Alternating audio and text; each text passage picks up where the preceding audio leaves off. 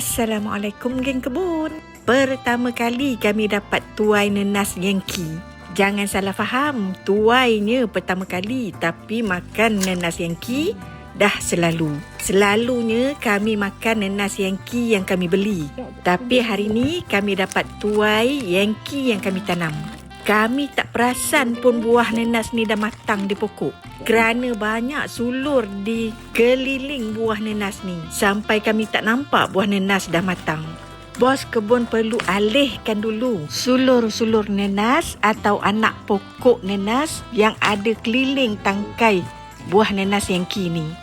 Cabutkan satu persatu, barulah nanti kami nampak buah nenas Yankee. Biasanya kami tuai MD2. Kalau buah nenas MD2 warna kuning dah macam ni, tandanya terlalu masak. Rasanya pun dah kurang sedap. Tapi bagi Yankee ni, kerana kami tak perasan, kami dapat tuai bila buahnya dah kuning macam ni. Nanti kami akan potong dan lihat isinya. Berat Yankee ni 2 kilogram. Bila dipotong, isinya berwarna agak pucat.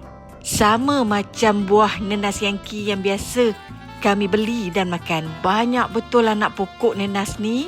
Kami akan tanamkan semula sulur-sulur nenas ni. Baik, bagi saya, cita rasa saya, tetap juga saya kata seperti biasa, saya sukakan MD2. Kerana warnanya yang menarik dan rasanya yang manis.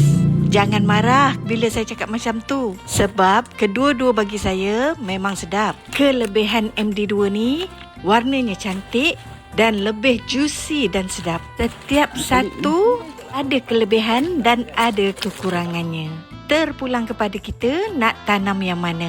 Kami masih menunggu nenas MS16 dan nenas tembikai kami berbuah. Alhamdulillah.